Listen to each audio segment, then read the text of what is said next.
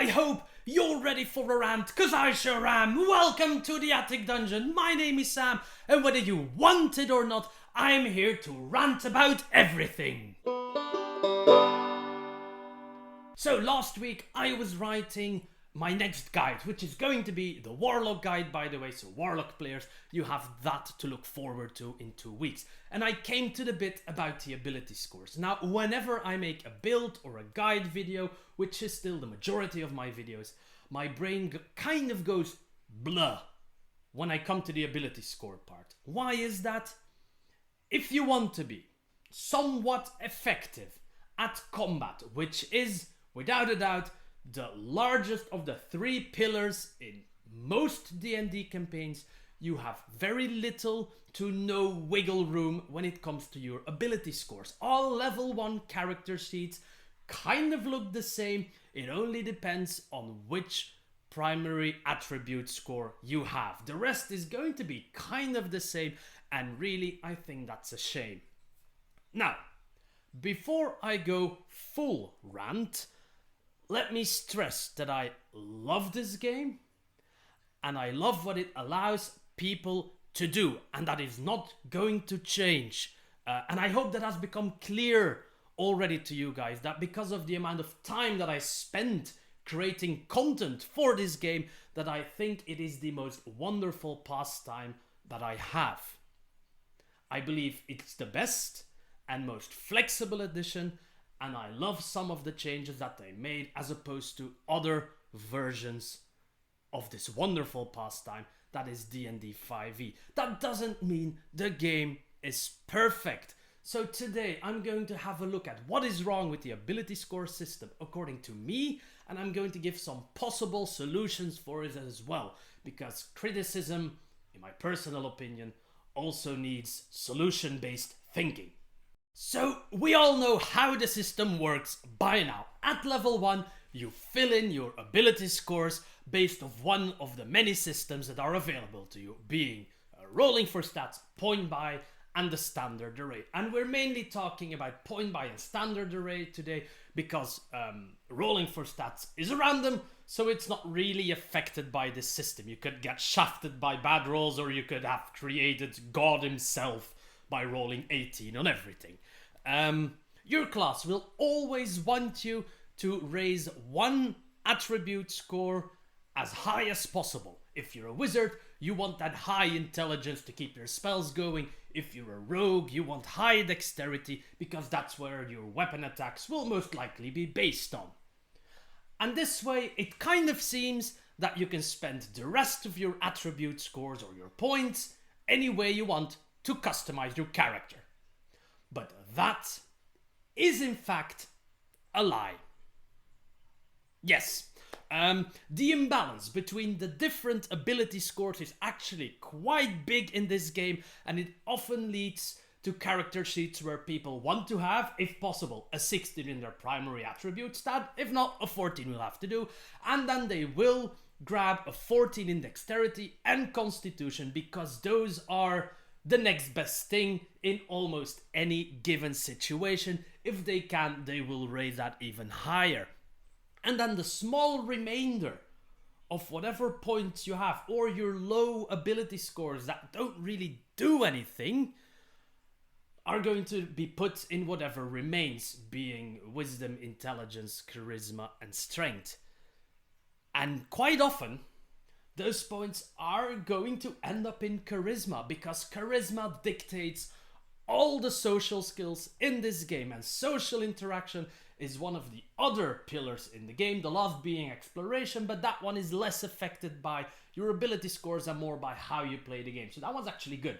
But the exploration pillar, you want to be a part of that. In most cases, most players want to have a social impact, so you want somewhat of a charisma score, because your dungeon master invariably at some point is going to ask you to roll for persuasion, intimidation, or deception. And all of those social skills are based on charisma. So basically every character wants primary score, followed by dexterity and constitution. This is not something I'm inventing, by the way. The player's handbook says this in each character creation thing. Oh, buff this score and then bump dexterity and constitution, because they're most likely going to contribute the most. And then you kind of want charisma because you don't want to gimp yourself for one of the 3 pillars of the game.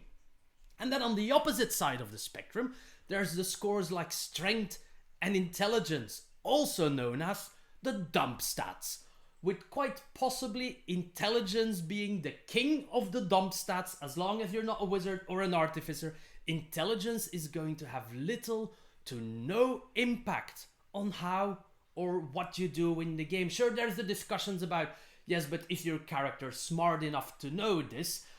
Honestly, I could argue that some of that is roleplay related, but still, gameplay wise, so not RP, are you smart enough to know this, but in combat, or for skill checks, intelligence has almost no relevance. The skills that are based off intelligence are niche knowledge skills.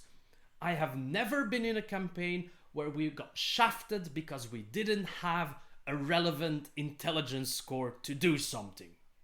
Strength has a little bit more relevance because it also governs your carrying capacity. So the moment you want to start carrying heavier armor around, like a half plate for medium armor people, it's never bad to put some points into strength because you're carrying around a lot of stuff and you don't know if your DM is going to give you a bag of holding. But still, intelligence and strength are the dump stats. If you don't want them, you don't really need them. There's no super relevant skills related to intelligence, and strength basically governs athletics and a bit of carrying capacity. That's it. And here already, and especially thanks to newer editions like Tasha's Cauldron, it becomes clear that Dungeons & Dragons wants to be this great open game where you can build any character you want. And that is an awesome idea, but the rules that are in place prevent you from doing so. 5e is a compromise that is trying to stretch itself too thin. It wants to be both Pathfinder with impactful class choices, a lot of cool and strong builds that you can do, and it wants to be the Firefly system. For those that don't know it, Firefly is an incredibly loose system, offers insane amounts of character creation flexibility, but this goes at the cost of having a very, very, very loose combat system. But it is, without a doubt, one of the most flexible systems I've played for its universe. So D&D tries to be in between. Here's your tactical war game, let's say, and here's your you can do whatever you want game. But the rules that are in place are going to keep it in the middle, where it of course reaps the benefit of being in the middle, but it also suffers the disadvantages of being in the middle. It wants you to have a lot of choice when you're trying to create a character, but by prioritizing combat so heavily, it actually limits your choices because you do want to be good at combat. And the features offered by most classes and subclasses reinforce this by improving your combat efficiency around 90% of the time. In my opinion, it always pushes you in the direction of primary attribute score first, then constitution and dexterity. They're a bit on an equal level, some personal preference here and there. Any other choices you will make your character less effective at the biggest pillar in the game. And as I said, the player handbook enforces this idea by just telling you after you've bumped your primary score, bump constitution, and in 90% of the times, bump dexterity as well, because that's going to keep you alive in combat. This has some consequences, of course. As you know, skills are directly linked to your attribute scores. The basic modifier on a skill is equal to the basic modifier that your attribute score has. This might be modified by a proficiency modifier, but that's it. This means that at level 1, I don't know, let's say 85% of the characters are almost an acrobat because they've all taken this 14 in dexterity, hence they will have +2 on their acrobatics, which is, I mean, you haven't become a ninja, but you're still halfway there.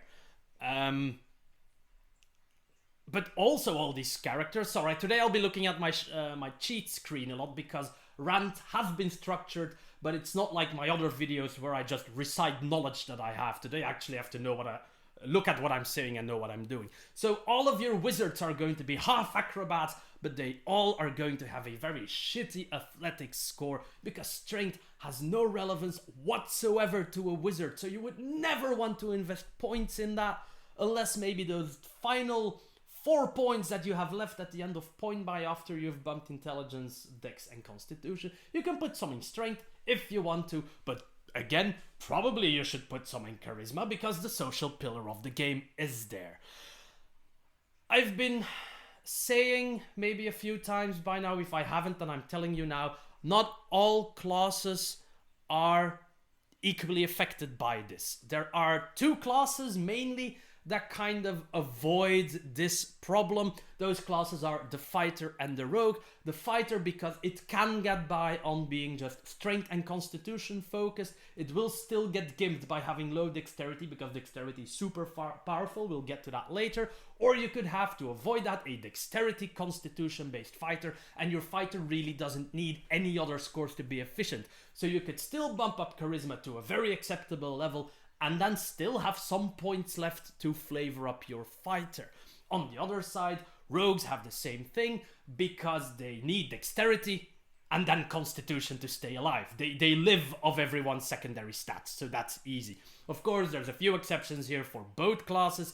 If you want to play subclasses like the Arcane Trickster, the Eldritch Knight, there's a few, the Swashbuckler Rogue, you need a specific secondary ability score. But at that point, you're making a choice to do so, and it is not the base engine of the game forcing you to spend your points there to be relevant. So if you want to play a class that actually has points left to build out a full character, play a fighter, play a rogue. All the other classes kind of get pushed in a certain direction. Though I have to say there are also classes that, even though they suffer from this, they are less affected by it because their main score, or their secondary score in the case of paladins, is charisma. So I'm looking at you, bards, warlocks, sorcerers, and to a certain extent paladins, because you already need a high charisma. You already have that social pillar issue covered. But your other stats are still going to go into, most likely, dexterity and constitution. For you paladins, strength and constitutions. Again, leaving you with very little points to work out any other aspect of your character, which is a bit sad. So in short, I don't think that the current ability score system is a develop a unique character system when it comes to ability scores, which do still govern all of the numbers that you have on your character sheets are linked to these ability scores. So it's really sad that you have almost no liberty in how you create a character if you want to be relevant in combat, again, being the largest pillar of the 3. The moment you select your class, you are going to be pigeonholed in which ability scores you need, and you are almost going to be forced to dump 2 other attribute scores, even if you want to create an intelligent paladin, which is an option. This really emphasizes on your combat leader paladin. He's not just shouting orders and being very charismatic, he also knows what he's doing. He's smart, he knows things.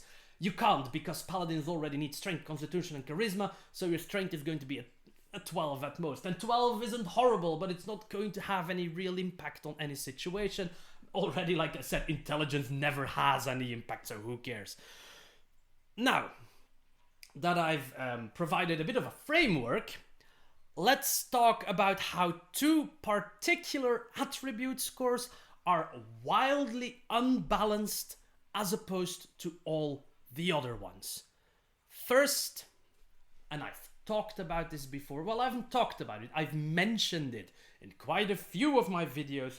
Dexterity is too strong in D&D 5e. It provides extra armor class to every character that doesn't wear heavy armor. Of course, it's capped for medium armor at 14, but then you needed 14 in dexterity. It provides the dexterity saving throw, which is, I think, one of the most common saves out there. It is used against spell like Fireball, lightning bolt, and we all know wizards like fireball, but even lower level damaging spells, quite a few of them work on dexterity saves to avoid, and then there's a lot of traps in dungeons that also require you to have a high dexterity save to avoid them. So the dexterity save is really valuable, one of the top 2 most important saves in the game for sure.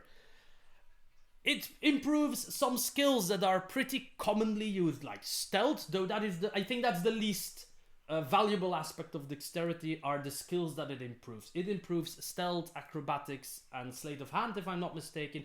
And stealth is actually a pretty important skill. The other ones are so-so, and that really depends on how your party is playing. But so far we have armor class, dexterity saves. It is going to improve weapon attack rolls and damage for dexterity, so for finesse-based characters, the rogue, the ranger, fighters, paladins can do it. If you really want your barbarian, could be dex-based as well, but and it also pumps up your initiative, which is pretty important in D&D games because the action economy is such that the sooner you go in the initiative order, the larger chance you have to have an impact on the game. If your entire party consists of dex-based monsters and you all get to go first every time, chances are quite high that you've already removed 1 or 2 enemies from the fight before they even had a turn. So again here, dexterity is very important for every aspect of the game. It covers survivability with armor class and a save. It covers damage for finesse classes, which actually happens quite a lot. There's only 3 classes that work on strength baseline, being the fighter, the paladin, and the barbarian. And certainly the fighter and the paladin don't really lose anything out by being dex based. They lose 1 armor class, which they can easily compensate later on. So it is too much with the armor class, the save, the attack rolls, the damage, and the initiative. This is too much. This is one stat doing everything. That's why rogues have this flexibility. They are dexterity based, and a lot of things are covered by dexterity, so they can branch out wherever they want to because their main stat is the divine ability score of D&D 5e, dexterity. Then there is charisma. In a game where you claim social interactions are one of your major pillars, you cannot give 30% of the classes all social power and leave the others with barely enough points to have any decent impact on those things when it comes to rolls. Of course, if your dungeon master prefers to allow the weight of the words that you use to impact a social conversation, that's a different thing, but that depends on your dungeon master. I'm going by the book here, which means if you're trying to persuade someone, you have to roll, and then you need charisma, so 30% of the classes have a major advantage because they will start with 14 to 16 charisma. It is a game design mistake to give classes this type of advantage when you claim this is something everybody should participate in, or at least should have the option of participating in. You cannot give people enough points to raise their, let's call it necessary ability scores to an acceptable level, and then hardly leave them with any points to have a proper impact on the social aspect of the game. I know it is suggested in the core books that you can adjust the relevant ability score for skills. They give the example of a DM allowing a barbarian to use strength for an intimidation roll instead of charisma. And that is an option, but I'm very sure players don't keep that in mind when creating their character. Heck, I'm also quite sure it's something that's not even talked about during a session 0 with the dungeon master and the players. Now, I hope I managed to illustrate my issues with the system. And since I am a constructive little blighter, I'll suggest solutions here. Things on how we can fix this. Some solutions are easy fixes, which you could easily do at home and keep playing 5e as it is, do 1 or 2 minor edits, and it will somewhat solve this problem and allow you for a broader character creation process. Some of them are not for 5e. I think my last and possibly my second solution as well are things that require a overhaul of the game and how it works. So my first suggestion is fairly simple, and it concerns point buy, but it's some way standard array. You could do an equivalent for standard array as well. Add 3 points to the point buy pool. 3, that's I think all you need. Might be that I miscalculated, but usually when you've gone 16, 14, 14, you have 4 points left. If you add a few points, might be 3, might be 4, you could have another 14, possibly in charisma to make you fluent in that social aspect, or you could take a 12 somewhere, even out some other stats. You have a lot of more choice where to invest rather points to develop your character when not looking at his combat related ability scores. I'm going to be frank, some people will use this to improve their combat. I could imagine a paladin going like, yeah, I'll just put those extra point in charisma because I want that even higher. But at that point, it becomes a choice. You have the choice between investing more in combat than is actually needed and expected of you, or making sure your character is more relevant in a lot of different situations.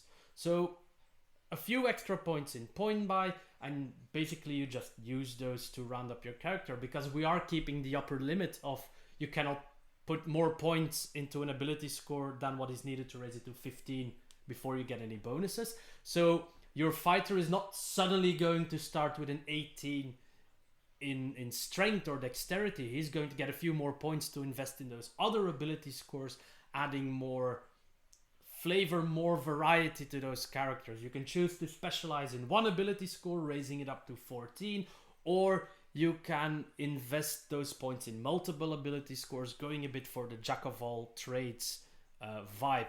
That is not an option right now, because once you've used your basic points, you're almost all out of points and can't really make another skill relevant. The next solutions, most of them are not doable within 5e, except for one maybe. Something that they will have to have a look at when they're making a 6th edition, and I'm quite convinced they're already working on it. I don't see a 6e being released anytime in the near future, not even the coming years, but it would surprise me if Wizards was not already gathering information for it. That would be weird. So they're going to have to make sure that every ability score has equal relevance. Get rid of the fact that 2 out of your 6 scores are complete dump stats. You cannot have that. Pathfinder 2 kind of shifted here. Obviously, Pathfinder 2 is a much more recent release. It was released in 2019, I believe. And what they did is shifting initiative bonuses from dexterity to wisdom. So your perceptiveness, wow, allows you to judge the combat situation and thus your position in the initiative order, depowering dexterity a little bit. Exception, if you're stealth based, you can still use dexterity. So rogues, you don't suddenly have to have wisdom, but it's an option. And intelligence, for example, still has an influence on how good you are in your skill. It's stuck to the older system of skill ranks, so you get points to invest in your skills at level 1, and those points are based on your class plus or minus your intelligence modifier. So if you dump intelligence, your skills are going to suffer because of it. And that is a very simple method of making intelligence more relevant, because at this point it is, as I've repeated numerous times, not a relevant ability score if you're not a wizard or an artificer. So depower dexterity, empower strength and intelligence so that they become more popular. Now the next one, it could be done within 5e, you just have to homebrew some rules, and that is to completely remove Constitution as an ability score. And yes, I know how ludicrous this sounds as a guy who loves playing dwarves, whose main ability score buff is Constitution, but just make your hit points completely based on the class that you select. It's already almost the case right now. You do get some bumps from your charisma score, 1, 2 if you're going really wild. If you are a dwarf, 3 levels, 3 points per level. For most people are going to have a 14 in Constitution and are going to gain 2 points every level up from that. But the other points, the majority, is always going to come from your class. Even for wizards, you still gain 4 points if you don't roll. So that's 4 as opposed to the 2 you're gaining from 14 Constitution, or the 3 from 16. Just add those into the class and remove Constitution completely. If people don't have to spend points in Constitution, they have points to spend in other skills to make their character broader and more and better developed from level 1 on, with more diverse profiles, maybe even. Races that normally have a Constitution bonus, just add some extra hit points baked into a racial ability, like the Hill Dwarf one does. Just make that one even stronger for the Hill Dwarf if you want to keep that flavor. You could even give a race a concentration bonus, which would make a tough race alluring for casters as well, because concentration is still a thing. Speaking of, if you remove Constitution, what would you do with Constitution saves and concentration saves? Very simple, fold them into Strength. Hopla! Strength is now a relevant attribute score. It does more than just governing what you're carrying around. It can easily serve as your Constitution save as well. There's so very few strength saves in this game that it is not relevant. Just put the Constitution saves over to Strength and you're done. Hit points class based, and all the con saves, move them over to Strength, and you can completely remove Constitution as an ability score. Obviously, you can provide some feats. If people who would normally, and there are some, and classes that do it, and people who want to do it, who want to buff up their hit points, their saves, their what have you, provide some feats for that. Something like, you now have the toughness feat, which gives you 2 hit points per level extra. You could improve on that, make an improved toughness feat. If you want to be lazy, that adds another 2, which signifies the same at that point as having around 20 Constitution. It should remain an option for the people who really want to invest in having hit points, to invest in hit points, but having Constitution as an ability modifier is not really adding anything to the game, since 90% of the players have 14 Constitution upon start. Their hit point increase is pretty much the same and thus fully class dependent, and the other players are going to be fighters, barbarians, maybe paladins, who have some points left and pumped that into Constitution. So remove it completely and replace it with whatever I said. Now, the last one is going to be the most drastic one, and it is going to change the game altogether, but that would be to remove the ability score system altogether. Just completely remove it. In place, you would be rewarded with a much deeper and more expanded skill list and a much deeper skill system to decide how good you are. And then the difference would be more than just proficient or not proficient. There would be a larger difference. And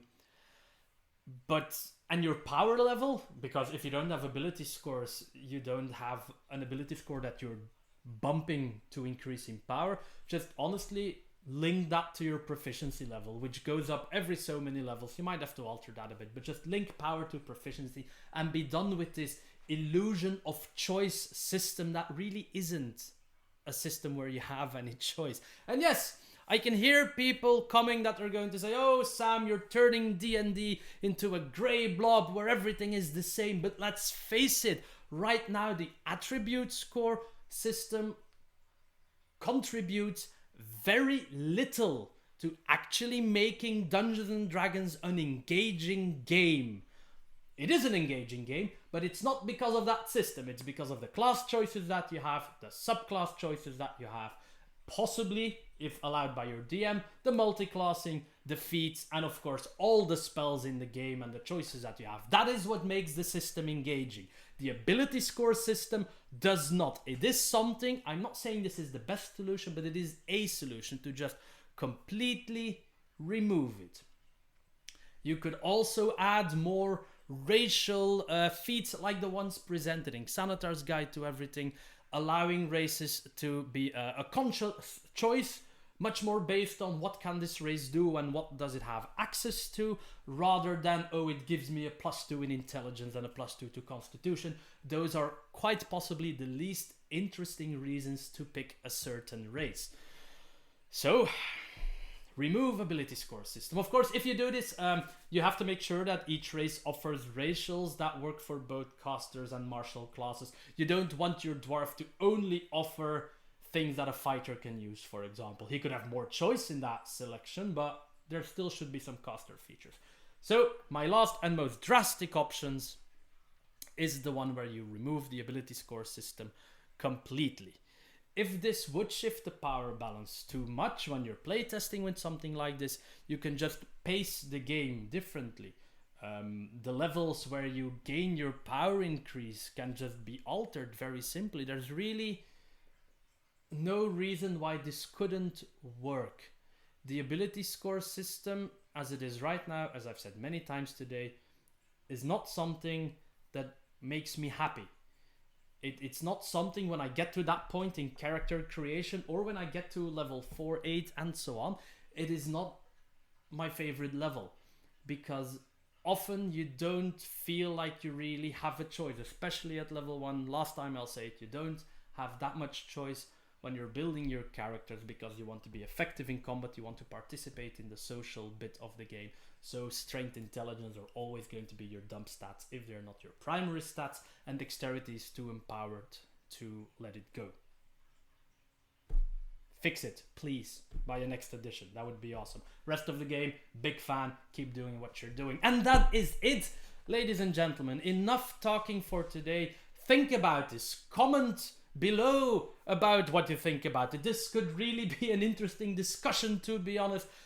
Leave a like if you agree, leave a comment if you don't agree, or maybe if you agree but you have other solutions, let me know those solutions in the comments down below. Talk about this, let me think what you know, what you think, what you want to see changed in this game. And if all goes well, ladies and gentlemen and other people, I'll see you in 2 weeks with my Warlock guide next time in the Attic Dungeon.